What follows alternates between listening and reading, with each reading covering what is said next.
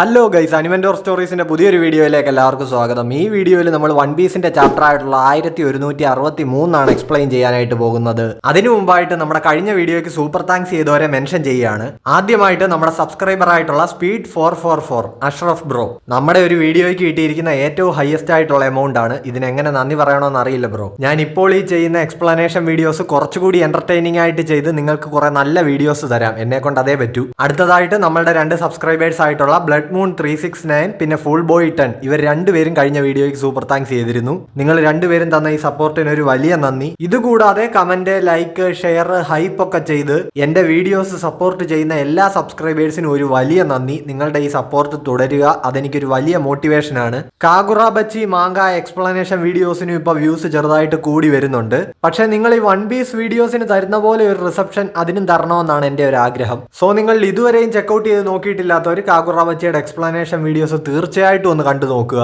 ഒരിക്കലും നിങ്ങളെ നിരാശപ്പെടുത്തില്ല എന്ന് എനിക്ക് ഉറപ്പുള്ള ഒരു ഐറ്റം ആണ്. വീഡിയോയുടെ ലിങ്ക് ഡിസ്ക്രിപ്ഷനിലുണ്ട്. അതേപോലെ ചാനലിൽ 4000 സബ്സ്ക്രൈബേഴ്സ് എന്നുള്ള കൗണ്ട് എത്താൻ ഇനി കുറച്ചു പേര് കൂടി മതി. സോ നിങ്ങൾ വീഡിയോ കാണുന്നവരിൽ ഇതുവരെ നമ്മുടെ ചാനൽ സബ്സ്ക്രൈബ് ചെയ്യാത്ത ആരെങ്കിലും ഉണ്ടെങ്കിൽ ഇപ്പൊ തന്നെ മറക്കാതെ സബ്സ്ക്രൈബ് ചെയ്ത് ആ ബെല്ലൈക്കൺ കൂടെ ഒന്ന് എനേബിൾ ചെയ്ത് വെച്ചേക്കുക. സോ അപ്പൊ നമുക്കിനി നേരെ ചാപ്റ്ററിലേക്ക് പോകാം. കുറച്ച് കുരങ്ങന്മാരുടെ കൂടെ ടൗണിലെ ബിൽഡിങ്ങിന്റെ മുകളിൽ കൂടെ പാർക്കർ സ്റ്റണ്ട് ചെയ്തുകൊണ്ട് പോകുന്ന ലൂഫിയെയാണ് നമ്മൾക്ക് കവർ പേജിൽ കാണാൻ പറ്റുന്നത്. ഇപ്പോ ഇമുവിന്റെ വിശ്വരൂപം കണ്ടിട്ട് നമ്മുടെ മറീൻസ് ഇങ്ങനെ ഞെട്ടി നിൽക്കുന്നിടത്താണ് ചാപ്റ്റർ ആരംഭിക്കുന്നത്.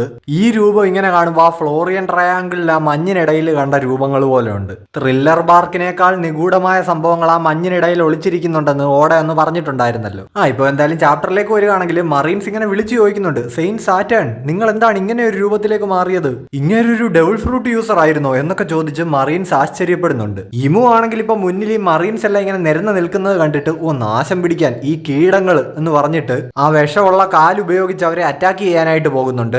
സാറ്റേണിന്റെ കാലിലുള്ള ആ ടാറ്റു ഇങ്ങനെ കൂർത്തി ഇവരെ അറ്റാക്ക് ചെയ്യാനായിട്ട് പോകുന്നുണ്ട് കേട്ടോ. ആ കാലുകളൊക്കെ ഇപ്പൊ ഇമു മറീൻസിന്റെ ദേഹത്തേക്ക് ഇങ്ങനെ കുത്തി ഇറക്കുകയാണ്. ഇത് കണ്ടിട്ട് അവിടെയുള്ള പൈറേറ്റ്സ് ഒക്കെ ഇങ്ങനെ അമ്പരന്ന് നിൽക്കുകയാണ്. ഈ മോൺസ്റ്റർ എന്താ മറീൻസിനെ ഇങ്ങനെ അറ്റാക്ക് ചെയ്യുന്നത്? ഇതപ്പോ ശരിക്കും ആരുടെ സൈഡാ? ഇമു ഇപ്പൊ നേരെ ആ കാല് പൈറേറ്റ്സിന് നേരെ തിരിച്ചിട്ട് അവന്മാരെയും കുത്തി കീറുന്നുണ്ട്.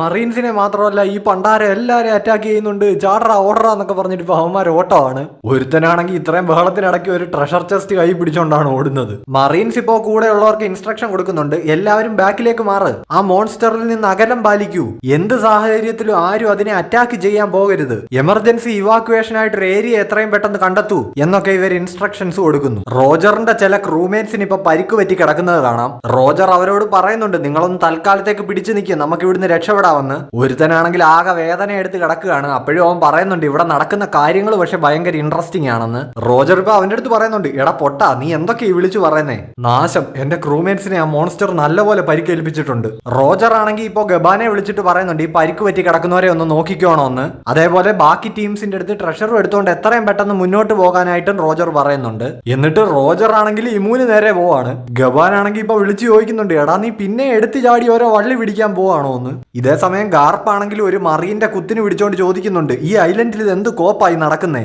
ആ മോൺസ്റ്റർ അതെങ്ങനെ ഇവിടെ വന്നേ? ആ മറീൻ ആണെങ്കിൽ ഇപ്പൊ പറയുന്നുണ്ട്, ഞങ്ങൾക്കും കാര്യമായിട്ടൊന്നും അറിയില്ല സാർ, സെയിന്റ് സാറ്റേൺ പെട്ടെന്ന് ഈ മോൺസ്റ്റർ ഫോമിലേക്ക് ട്രാൻസ്ഫോം ആവുമായിരുന്നു. ഗാർപ്പ് ഇപ്പൊ ഇത് കേട്ടിട്ട് അമ്പരക്കുന്നുണ്ട്. 5 എൽഡേഴ്സിൽ ഒരാളോ? യവന്മാരെ പറ്റി കുറെ കേട്ടിട്ടുണ്ടെങ്കിലും ഇപ്പോഴാ ഒരുത്തനെ കാണുന്നത്. ആ ടോപ്പിലുള്ള തൊലിയന്മാർക്ക് പറ്റിയ ഒരു അപ്പിയറൻസ് തന്നെയാ ഇത്. ഇപ്പൊ ബഹുമാനം ഇല്ലാതെ ഗാർപ്പ് ഇങ്ങനെ സംസാരിക്കുന്നത് കേട്ടിട്ട് അവിടെ നിൽക്കുന്ന ഈ മറീൻസ് എല്ലാം ഞെട്ടുന്നുണ്ട്. അവര് പറയുന്നുണ്ട്, വൈസ് അഡ്മിറൽ ഗാർപ്പ്, ദയവായിട്ട് വാക്കുകൾ സൂക്ഷിച്ച് ഉപയോഗിക്കൂ, ഇല്ലെങ്കിൽ ഭയങ്കര പ്രശ്നമാവും. ഇപ്പൊ നോക്കുകയാണെങ്കിൽ ഇമുവിന്റെ മുന്നിൽ റോക്സ് ഇങ്ങനെ വാളും പിടിച്ചോണ്ട് നിൽക്കുകയാണ്. പുള്ളി ഇമുവിനെ നോക്കിയിട്ട് ചോദിക്കുന്നുണ്ട്, ആഹാ, ഇതാരാ? അഴുക്കുജാലി കിടക്കുന്ന എലികളുടെ രാജാവോ? എന്താ ഉദ്ദേശം? എന്നെ കൊല്ലാൻ വേണ്ടി വന്നതാണോ? ഡേവി ജോൺസ് അല്ലേ എന്റെ മുന്നിൽ നിൽക്കുന്നതെന്ന് ഇമു ഇപ്പൊ റോക്സിനെ നോക്കി അമ്പരപ്പോടെ ചോദിക്കുന്നുണ്ട്. റോക്സ് ഇപ്പൊ പറയുന്നുണ്ട്, അയ്യോ നിങ്ങൾക്ക് ആള് മാറിപ്പോയി കേട്ടോ, ഞാൻ ആ പുള്ളിയെ എന്റെ ജീവിതത്തിൽ കണ്ടിട്ട് കൂടിയില്ല. പക്ഷെ ഞങ്ങളുടെ തലമുറയിൽ കൈമാറി വന്ന ഒരു പ്രോമിസ് ഉണ്ട്, അത് ഞാൻ ഉറപ്പായിട്ട് നിറവേറ്റും.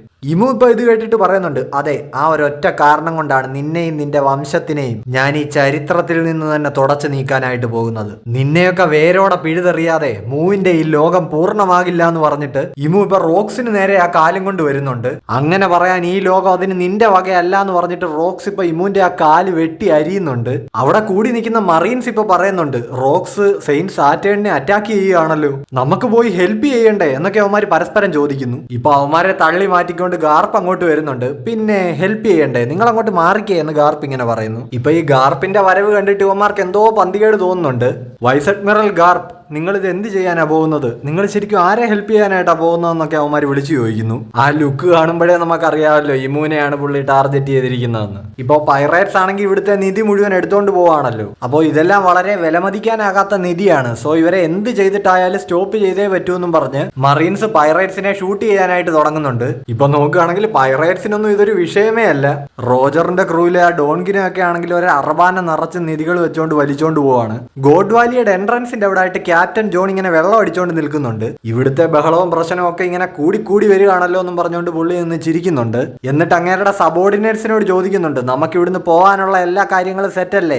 എല്ലാം സെറ്റാണ് ക്യാപ്റ്റൻ ജോൺ എന്നിപ്പോ അവന്മാരും വിളിച്ചു പറയുന്നുണ്ട്. സോ ക്യാപ്റ്റൻ ജോൺ ആണെങ്കിൽ റോക്സ് പൈറേറ്റ്സിൽ നിന്ന് ഗുഡ് ബൈ പറഞ്ഞിട്ട് ഇവിടുത്തെ നിധി എടുത്തോണ്ട് പോകാനുള്ള പ്ലാനാണ്. ഡ്രാഗൺ ഇപ്പോ ഷാങ്സിനെ എടുത്തോണ്ട് ഓട്ടം തന്നെ ഓട്ടമാണ്. അപ്പോ ദൂരെ എന്തൊക്കെയോ വലിയ നിലവിളിയൊക്കെ കേൾക്കുന്നുണ്ട്. ഇവിടെ എന്ത് പണ്ടാരമാണ് ഈ നടക്കുന്നതെന്ന് ഡ്രാഗൺ ഇങ്ങനെ ചിന്തിക്കുന്നു. ഇപ്പോ കുറച്ച് മുന്നിലായിട്ട് ഡ്രാഗൺ ഒരു നേവി ഷിപ്പ് കാണുന്നുണ്ട്. സോ ഷാങ്സിനെ അവിടെ സേഫ് ആക്കാമെന്ന് കരുതി ഡ്രാഗൺ അങ്ങോട്ടേക്ക് ഓടുമ്പോ പെട്ടെന്ന് എന്തോ ഒരു ഫോഴ്സ് ഡ്രാഗണിനെ ബാക്കിലേക്ക് വലിച്ചോണ്ടങ്ങ് പോകുന്നു. ശരിക്കും ഡ്രാഗണിനെ അല്ല, ഡ്രാഗണിന്റെ കയ്യിലുള്ള ആ തോക്ക്, ആ മെറ്റലിനെയാണ് ഫോഴ്സിൽ ഇങ്ങനെ വലിച്ചോണ്ട് പോകുന്നത്. അതിന്റെ കൂട്ടത്തിൽ ഡ്രാഗണും ഷാങ്സും അങ്ങ് പോകുന്നു. അതേപോലെ തന്നെ പൈറേറ്റ്സിന്റെ കയ്യിലിരിക്കുന്ന കുറെ നിധിയും പറന്നു പോകുന്നു. ഗബാന്റെ കയ്യിലിരിക്കുന്ന ആ മഴുവിനെയും ഈ ഫോഴ്സ് അട്രാക്ട് ചെയ്യുന്നുണ്ട്. മെറ്റൽസ് എല്ലാം എന്തിനോടോ റിയാക്ട് ചെയ്യുകയാണെന്ന് ഇപ്പൊ ഗബാൻ പറയുന്നുണ്ട്. ഇപ്പൊ നോക്കുകയാണെങ്കിൽ ക്യാപ്റ്റൻ ജോൺ ആണെങ്കിൽ ആ മാഗ്നറ്റ് ഫ്രൂട്ടിന്റെ പവർ വെച്ചിട്ട് നിധി എല്ലാം പുള്ളിയുടെ അടുത്തേക്ക് വലിച്ചടുപ്പിക്കുകയാണ്. ഇപ്പോ മെറ്റൽസ് ആയിട്ടുള്ള സാധനങ്ങളെല്ലാം അങ്ങേരുടെ നേർക്ക് അടുക്കുന്നത് നമുക്ക് കാണാം. ഡ്രാഗണും തോക്കും ഒക്കെ വരുന്നുണ്ട്. ഗോഡ് വാലിയുടെ സൗത്ത് ഈസ്റ്റ് ഭാഗത്തുള്ള എൻട്രൻസിൽ നിന്ന് ഒരു സ്ട്രോങ് ആയിട്ടുള്ള മാഗ്നറ്റിക് ഫോഴ്സ് വരുന്നുണ്ടെന്ന് ഇപ്പൊ മറീൻസ് വിളിച്ചു പറയുന്നുണ്ട്. അത് ക്യാപ്റ്റൻ ജോണിന്റെ ജിക്കി നോമിയുടെ പവർ ആണെന്നും ആരോ പറയുന്നുണ്ട്. നീയൊക്കെ എന്ത് കോപ്പ് വേണേലും കാണിച്ചോ, എന്റെ വഴിന്ന് മാറി നിൽക്കിയെന്നും പറഞ്ഞുകൊണ്ട് റോജർ ഇപ്പൊ എല്ലാത്തിന്റെ ഇടയിൽ കൂടെ ഇമൂന് നേരെ ഓടിപ്പോവാണ്. ഗൻസൂയി ആണെങ്കിൽ ക്യാപ്റ്റൻ ജോണി ചെയ്യുന്നത് കണ്ടിട്ട്, എടാ ക്യാപ്റ്റൻ ജോണെ പരനാറി എന്ന് പറഞ്ഞുകൊണ്ട് മുൻപ് മറ്റേ ബറോക്ക് വർക്സിലെ മിസ്റ്റർ 5 മൂക്കട്ട എടുത്തിട്ട് ബോംബാക്കി അടിക്കത്തില്ലേ, അതുപോലെ ഒരു അറ്റാക്ക് ജോണിന് നേരെ ചെയ്യുന്നുണ്ട്. സോ അപ്പൊ ആ ഡബിൾ ഫ്രൂട്ട് അയാൾക്ക് മുമ്പ് ഗൻസൂയി ആയിരുന്നു യൂസ് ചെയ്തിരുന്നത്. എന്തായാലും നല്ല വലിയൊരു ബോംബിംഗ് ആയിരുന്നു. ക്യാപ്റ്റൻ ജോൺ ഇപ്പൊ പുകഞ്ഞ് ബോധം കെട്ടവിടെ വീഴുന്നുണ്ട്. ഇപ്പൊ ആ മെറ്റൽസ് എല്ലാം തിരിച്ച് താഴേക്ക് വീഴുന്നു. ഷാങ്സിനെയും പിടിച്ചുകൊണ്ട് ഡ്രാഗൺ നേരെ താഴേക്ക് വന്ന് വീഴുന്നുണ്ട്.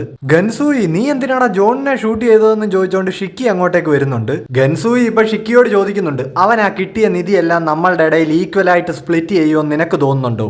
അതുകൊണ്ടാ ഷൂട്ട് ചെയ്തത്. ഓരോ ട്രഷർ ചെസ്റ്റിലും ഉള്ള സാധനങ്ങൾക്ക് കുറഞ്ഞത് 1 ബില്യൺ ബെറീസിന്റെ എങ്കിലും മതിപ്പുണ്ടെന്നും ഗൻസൂയി ഷിക്കിയോട് പറയുന്നു. 1 ബില്യണോ എന്ന് ചോദിച്ചുകൊണ്ട് ഇപ്പൊ ഷിക്കിയും ആകെ അന്തം വിട്ട് നിൽക്കുന്നുണ്ട്. ഇപ്പോൾ ഷിക്കിക്ക് നേരെയും ഗൻസൂയി ഒരു മൂക്കട്ട ഇങ്ങനെ ഷൂട്ട് ചെയ്യാനായിട്ട് എയിം ചെയ്ത് പിടിച്ചിരിക്കുകയാണ്. അതെ, അത്രയ്ക്കും വലിയൊരു എമൗണ്ട് സ്പ്ലിറ്റ് ചെയ്യാൻ ആർക്കും മനസ്സ് വരില്ല, എനിക്കും മനസ്സില്ല എന്ന് പറഞ്ഞുകൊണ്ട് ഗൻസൂയി ഇങ്ങനെ നിൽക്കുകയാണ്. ഷിക്കി ഇങ്ങനെ ഞെട്ടിത്തിരിഞ്ഞ് ഗൻസൂയിയെ നോക്കി നിൽക്കുന്നു. ഗാർപ്പ് ആണെങ്കിൽ ഇപ്പൊ ഇമൂനെ അറ്റാക്ക് ചെയ്യാനായിട്ട് പോവാണ്. മറീൻസ് ആണെങ്കിൽ അയ്യോ വൈസ് അഡ്മിറൽ ഗാർപ്പ് അങ്ങോട്ട് പോവല്ലേ എന്ന് പറഞ്ഞുകൊണ്ട് പുള്ളിയെ തടയുന്നുണ്ട്. വേൾഡ് ഗവൺമെന്റിന്റെ ഏറ്റവും ടോപ്പിലുള്ള ഒരാളാണ് അങ്ങേരെ ഒന്നും ചെയ്യല്ലേ എന്നൊക്കെ ഇവന്മാര് വിളിച്ചു പറയുന്നുണ്ട്. ഏത് അവിടെ പന പോലെ നിൽക്കുന്ന വലിയ കീടത്തിന്റെ കാര്യമാണോ നീയൊക്കെ ഈ പറയുന്നതെന്ന് ഗാർപ്പ് ഇവന്മാരോട് ചോദിക്കുന്നു. റോക്സ് ഇപ്പൊ അവിടെ ഇമുവായിട്ട് കട്ട ഫൈറ്റ് ആണ്. കൈഡോയും വൈറ്റ് ബിയർഡും അവിടെ ഫൈറ്റ് കണ്ടോണ്ട് നിൽക്കുകയാണ്. കൈഡോ ഇപ്പൊ റോക്സിനോട് വിളിച്ചു പറയുന്നുണ്ട്, റോക്സെ ഫൈറ്റിൽ എനിക്കൂടെ ഒരു അവസരം താന്ന്. ഇപ്പൊ ബാക്കിൽ നിന്ന് പെട്ടെന്ന് ഒരു അശരീരി, കൈഡോ എടാ നായിന്റെ മോനെ. കൈഡോ തിരിഞ്ഞു നോക്കുമ്പോ ഇപ്പൊ സീസിന്റെ പുറത്ത് കയറി കൈഡോയ്ക്ക് നേരെ വാള് ഓങ്ങിക്കൊണ്ട് ലിൻലിൻ വരുന്നുണ്ട്. നിന്നെ ഞാനിന്ന് കൊല്ലുവടാന്ന് അവള് പറയുന്നു. എനിക്ക് ഇത്രയും വലിയ പവർ കിട്ടിയാലും നിങ്ങൾക്ക് അസൂയുണ്ടല്ലേ, ദേ കണ്ടോ എന്റെ പവർ എന്ന് പറഞ്ഞുകൊണ്ട് കൈഡോ വാ തുറന്നിട്ട് ആ വാനോയിൽ ചെയ്ത ബ്ലാസ്റ്റ് ബ്രത്ത് അറ്റാക്ക് ഉണ്ടല്ലോ അതുപോലെ ഒരു അറ്റാക്ക് ലോഞ്ച് ചെയ്യാനായിട്ട് പോകുന്നുണ്ട്. വൈറ്റ് ബിയർഡ് ഇപ്പൊ അറ്റാക്ക് ചെയ്യാൻ പോകുന്നത് കാണിക്കുന്നു. റോക്സ് അറ്റാക്ക് ചെയ്യാൻ പോകുന്നത് കാണിക്കുന്നു.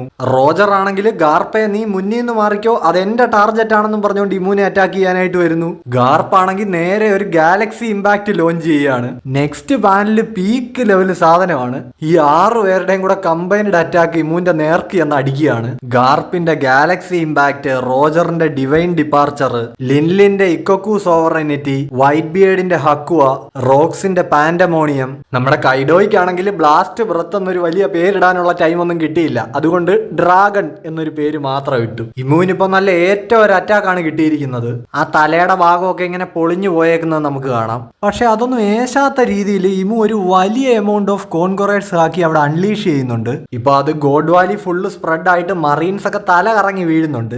റോജർ പൈറേറ്റ്സിലെ മിസ്റ്റർ മൊമോറ ഇപ്പൊ ചോദിക്കുന്നുണ്ട്, ഇത് എന്ത് പണ്ടാരമാണിത്, ലോകം അവസാനിക്കാൻ വല്ലതും പോവാണോ? ഷാക്കിയെ എടുത്തോണ്ട് ഓടുന്ന റെയിലി ഇപ്പൊ ഇവരോട് പറയുന്നുണ്ട്, ദേ ഇത് കണ്ടോ, ഈ ഏരിയ മുഴുവൻ മുഴുവൻ ട്രഷർ ചെസ്റ്റുകൾ ചെതറി കിടക്കുകയാണ്, എല്ലാം വാരിയെടുത്തോന്ന്. മറ്റേ ക്യാപ്റ്റൻ ജോൺ അൺകോൺഷ്യസ് ആയപ്പോ ചെതറി വീണ ട്രഷർ ചെസ്റ്റുകളെ. ഹോ, ഏത് സിറ്റുവേഷനിലാണെങ്കിലും നീ സ്മാർട്ടായിട്ടാണല്ലോ ചിന്തിക്കുന്നത് റെയ്ലി എന്ന് ഇവരുടെ ക്രൂവിലെ ഡൊറിങ്കോ ഇപ്പൊ റെയ്ലിയോട് പറയുന്നുണ്ട്. യഥാർത്ഥ പൈറേറ്റ് ഒരിക്കലും അവന്റെ ലക്ഷ്യം മറക്കാറില്ല എന്ന് ഇപ്പൊ ഷാക്കിയെ എടുത്തോണ്ട് ഓടുന്ന റെയ്ലി പറയുന്നുണ്ട്. ഇനി നേരെ ആ തെറിച്ച് താഴെ വീണ ഡ്രാഗണിനെ കാണിക്കുന്നുണ്ട്. ഹോ, എന്നാലും എന്ത് പണ്ടാരമാണ് ഇപ്പൊ ഇവിടെ നടന്നത്. ഓ, എന്തായാലും കുഞ്ഞ് കൈവിട്ട് പോയില്ലല്ലോ എന്ന് പറഞ്ഞുകൊണ്ട് ഡ്രാഗൺ ഇപ്പൊ കയ്യിലേക്ക് നോക്കുമ്പോ ഷാങ്സിന് പകരം കയ്യിലൊരു തടിക്കഷണം. അയ്യോ, കൈ ഇരുന്ന കൊച്ചിതെവിടെ പോയി എന്ന് ചോദിച്ചുകൊണ്ട് ഡ്രാഗൺ ഇപ്പൊ അവിടെ കിടന്ന് വിളിച്ചു കൂവുന്നുണ്ട്. ഷാങ്സ് ആണെങ്കിൽ ഇപ്പൊ ഇങ്ങനെ എഴഞ്ഞെഴഞ്ഞെഴഞ്ഞ് പോയി തുറന്നു കിടക്കുന്ന ഒരു ട്രഷർ ചെസ്റ്റിനകത്തെ നിധിയുടെ തിളക്കമൊക്കെ കണ്ടിട്ട് അതിന്റെ ഉള്ളിലേക്ക് കയറി പോവാണ്. അപ്പൊ ഇതിങ്ങനെയാണ് ആ ട്രഷർ ചെസ്റ്റിനുള്ളിൽ ഷാങ്സ് വന്നത്. ഇനി നമ്മളെ ഇമുവിനെയാണ് കാണിക്കുന്നത്. അത്രയും വലിയൊരു അറ്റാക്ക് കിട്ടിയിട്ട് ഇമു ഇങ്ങനെ പുല്ല് പോലെ റീജനറേറ്റ് ആയി വന്ന് നിൽക്കുന്നുണ്ട്. ഇതേ സമയം അവിടെ കൈഡോയും ലിൻലിനും തമ്മിൽ ഭയങ്കര വിഷയം. കൈഡോ പറയുന്നുണ്ട്, ഞാനിപ്പോ എന്തോ ചെയ്യാനാ, ഞാൻ ആ ഡബിൾ ഫ്രൂട്ട് കഴിച്ചു പോയല്ലോ, ഇനിയിപ്പോ അതെന്തായാലും ഛർദ്ദിച്ചു വെക്കാനൊന്നും പറ്റില്ലല്ലോ. അങ്ങനാണെങ്കിൽ നീ കഴിച്ച ഡബിൾ ഫ്രൂട്ടിന് കാശ് എനിക്ക് ഇങ്ങോട്ട് താടാന്ന് ലിൻലിൻ കൈഡോയോട് പറയുന്നു. ഗാർപ്പും റോജറും തമ്മിലും അവിടെ വിഷയം ഉണ്ടാക്കുന്നുണ്ട്. ഇവർ രണ്ടുപേരിൽ ആരുടെ അറ്റാക്കാണ് ഇമുവിന് ഏറ്റവും കൂടുതൽ ഏശിയത് എന്നുള്ളതാണ് വിഷയം. ഇമു ഇപ്പൊ റോക്സിനോട് പറയുന്നുണ്ട്, ദൂരെ മാറി ഈ കാടിനുള്ളിലൂടെ ഓടിക്കൊണ്ടിരിക്കുന്ന രണ്ടുപേരെ എനിക്കിപ്പോ കാണാൻ കഴിയുന്നുണ്ട്. പുതിയ 2 ഡേവി ക്ലാൻ മെമ്പേഴ്സ്, ഒരമ്മയും കുഞ്ഞും. അവര് സർവൈവ് ചെയ്യാൻ കഷ്ടപ്പെട്ട് ശ്രമിച്ചുകൊണ്ടിരിക്കുക. പക്ഷെ ഇത്തരം വിഷവിത്തുകളെ ഒരിക്കലും രക്ഷപ്പെടാൻ അനുവദിച്ചുകൂടാ. ഇപ്പോ എറിസിനെയും ടീച്ചിനെയും പറ്റി ഇമു ഈ മെൻഷൻ ചെയ്യുന്നത് കേട്ടിട്ട് റോക്സിനാകെ കലി ഇളകുന്നുണ്ട്. നിർത്ത്, നീ എന്താ ഈ പ്ലാൻ ചെയ്യാൻ പോന്നേ, അവരെ തൊട്ട് കളിക്കരുത് എന്ന് പറഞ്ഞുകൊണ്ട് റോക്സ് ഇപ്പൊ ചാടിച്ചെന്ന് ഇമുവിനെ വെട്ടി പീസാക്കുന്നുണ്ട്. ഗാർപ്പാണെങ്കിൽ ഇതിങ്ങനെ നോക്കി ഞെട്ടി നിൽക്കുന്നു. ഇമു ആണെങ്കിൽ ഇപ്പൊ റോക്സിന്റെ ശരീരത്തിലേക്ക് എന്തോ 2 കൂർത്ത തേറ്റ പോലത്തെ സാധനങ്ങൾ കുത്തി ഇറക്കുന്നുണ്ട്. പക്ഷെ അത് റോക്സിന്റെ ശരീരത്തിൽ പരിക്കൊന്നും ഏൽപ്പിക്കുന്നില്ല. റോക്സും ഇപ്പൊ ചോദിക്കുന്നുണ്ട്, ഇതെന്താ നീ ചെയ്തത്, ഒരു മുള്ളു കൊണ്ട വേദന പോലും ഇല്ലല്ലോ. ഇമു ഇപ്പൊ പറയുന്നുണ്ട്, മൂ ഇനി ഒന്നും ചെയ്യില്ല, ഇനിയും ചെയ്യാൻ പോകുന്നത് മുഴുവൻ നീയാ. നീ നിന്റെ ക്ലാനിനെ മുഴുവനായിട്ട് ഇല്ലാതാക്കും. നിന്റെ ഭാര്യയെയും കുഞ്ഞിനെയും നീ സ്വന്തം കൈകൾ കൊണ്ട് തന്നെ കൊന്നു തള്ളും. റോക്സ് ഇപ്പൊ ഇമുവിനോട് ചോദിക്കുന്നുണ്ട്, നിന്റെ തലയ്ക്കെന്താ ഓളമാണോ? ഞാൻ ഒരിക്കലും അത്തരം ഒരു കാര്യം ചെയ്യാൻ പോകുന്നില്ല. ഉടനെ ഇമു അത് പറയുകയാണ് ഗൈസ്. ഡോമി റിവേഴ്സി. നിമിഷ നേരം കൊണ്ട് തന്നെ റോക്സിന്റെ വായിന്ന് ദംഷ്ട്രകൾ പുറത്തേക്ക് വരുന്നത് നമ്മൾ കാണുകയാണ്. കാട്ടിലൂടെ ജീവനും കൊണ്ട് ഓടുന്ന എറിസിനെയും ടീച്ചിനെയും ഇപ്പൊ നമുക്ക് കാണാം. റോക്സിന്റെ മറ്റുള്ളവരുടെയും വിധി ഇനി എന്തായിരിക്കും എന്നുള്ള ഒരു എഡിറ്റേഴ്സ് നോട്ടിൽ ഈ ചാപ്റ്റർ അങ്ങനെ എൻഡ് ആവുകയാണ്. ഈ ഡോമി റിവേഴ്സി എന്ന് പറയുന്നത് ഒരു ലാറ്റിൻ വേർഡാണ്. അതിന്റെ അർത്ഥം എന്ന് പറയുന്നത് റിട്ടേണിംഗ് ഹോം അല്ലെങ്കിൽ റിട്ടേൺ ടു വൺസ് ഒറിജിൻ എന്നാണ്. അതായത് ഒരാളുടെ ജന്മനാട്ടിലേക്കുള്ള തിരിച്ചുപോക്ക്. സോ ഇമുവിന്റെ ഈ ഡോമി റിവേഴ്സി ടെക്നിക്കും ഒരാളുടെ ജന്മനാട്ടിലെ വർക്ക് ആവുള്ളെങ്കിലോ?